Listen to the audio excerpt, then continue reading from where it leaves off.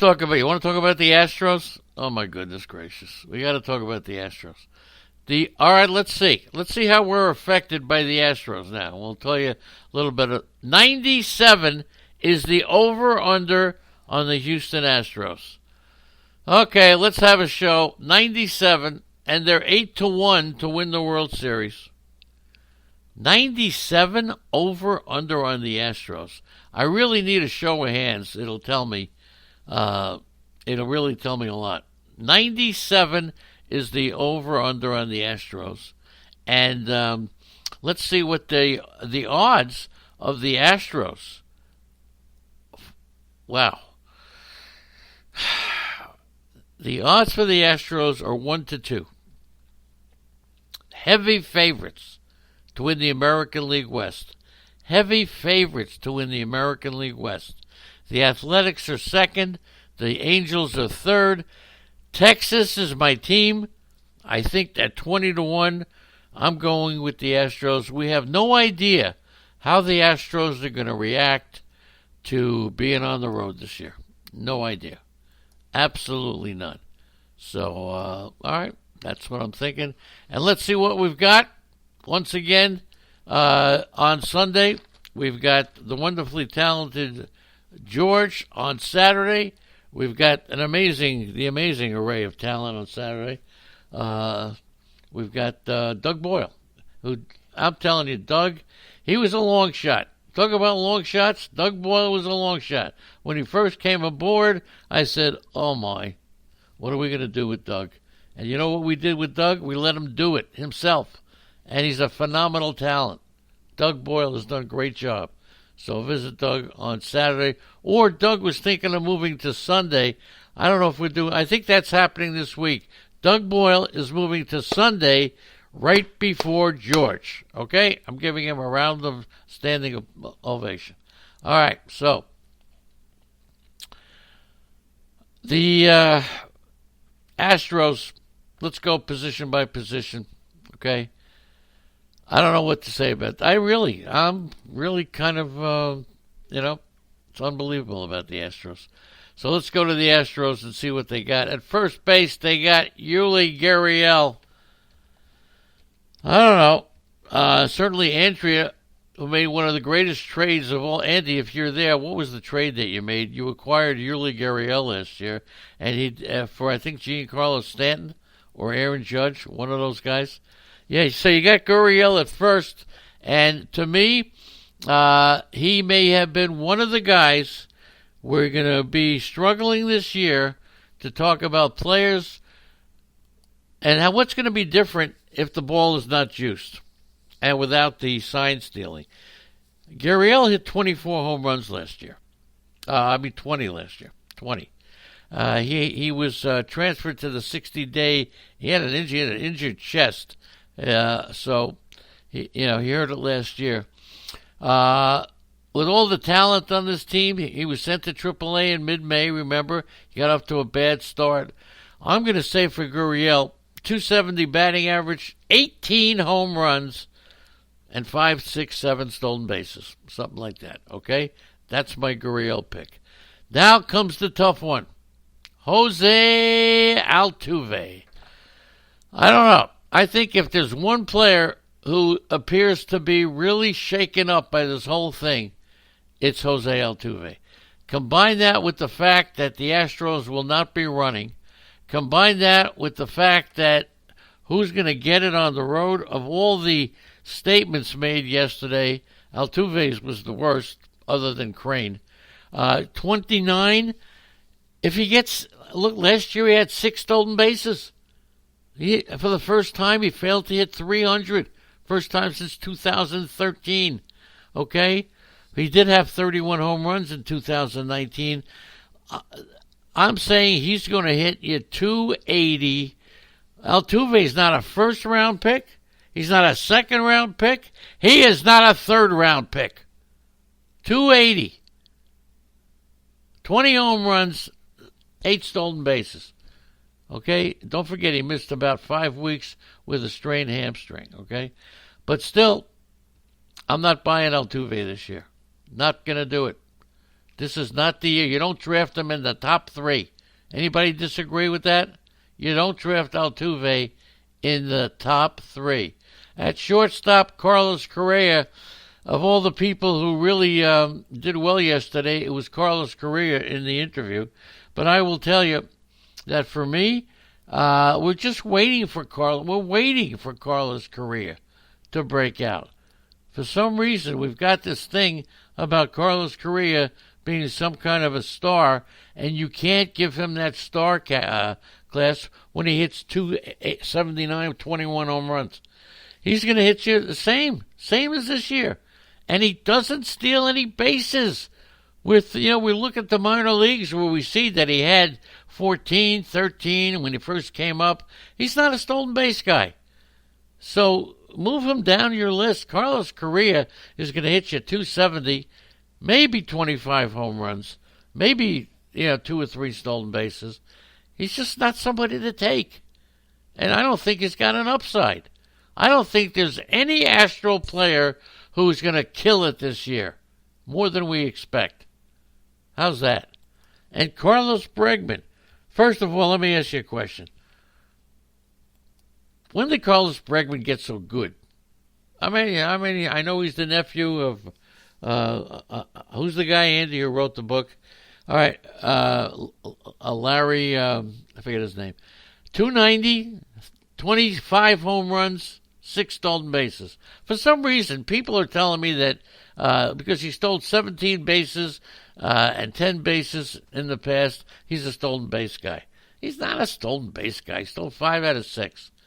So all these guys right off the bat are being overrated because the Astros have remember, as the team goes, Michael Brantley. You can't get players as solid as Brantley. That's for sure. But spectacular? No, he's not spectacular. Brantley's going to hit you 290, probably around 20 home runs, maybe a couple less.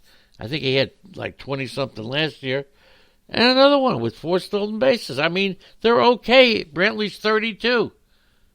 The outfield is really kind of, I'm telling you. I'm going to go over the prospects in just a minute. George Springer. All right, he could be the best fantasy player on the Astros this year. The best. I like the way he performed yesterday in the clutch. But still, Springer, I'm just going to think about this for a second. All right, I'll give you Springer's numbers, about 280. Again, 25 home runs. The RBIs coming from the leadoff spot, you know how I feel. Only 6 stolen bases last year. But the RBIs, he had 96 RBIs last year, but 71 the year before. I say he goes back and comes up with about 75 RBIs. Okay? Back to the busy phones. Let's see who's calling now. Okay. Another asshole call? What do you have to say? Hurry up. I'm on the air. That's it? There you go. Don't you love it? I get phone calls every 10 minutes. Unbelievable. And sometimes I think they're, I'm hoping it's Lou Landers, but it never is. Is Lou still are you still in there, Lou? Anyway, but it's better than Tony. Anyway, never mind. Now, Reddick, I think he's done. I think Reddick is done. I think this is going to be a year. I think it's really going to... The only kind of redemption the Astros can get is if they win. Reddick will hit you 265, he'll hit you 15. Forget it. He's a guy... he's definitely a guy. But now comes the guy. Now you got Kyle Tucker, Jordan Alvarez, and Miles Straw. Soon is the closer. So let's get away from that. Kyle Tucker. When I saw him... You all remember, I panned him. Everybody thought he would be, this is the greatest. But the way he swings, follows through, he's only 23. If he hits you 270 with 20 home runs and 10 stolen bases, okay, not bad. But he's not the star that we thought. The Astros stuck with Reddick last year. I don't think they're doing it. And watch out for this kid Straw. Really don't know Miles Straw, who's like a shortstop. He can also play the outfield, and that's where he may get some time. But look, he's a stolen base guy, that's for sure. His minor league record says he's going to steal a lot of bases. Whether or not he can play the outfield, but he may. But that's important. He may wind up playing the outfield. But as an outfielder, he's that one-trick pony. He won't get you any RBIs in an outfield spot. So unless you could draft him as a shortstop and then move him to the outfield, okay, but draft him as a shortstop.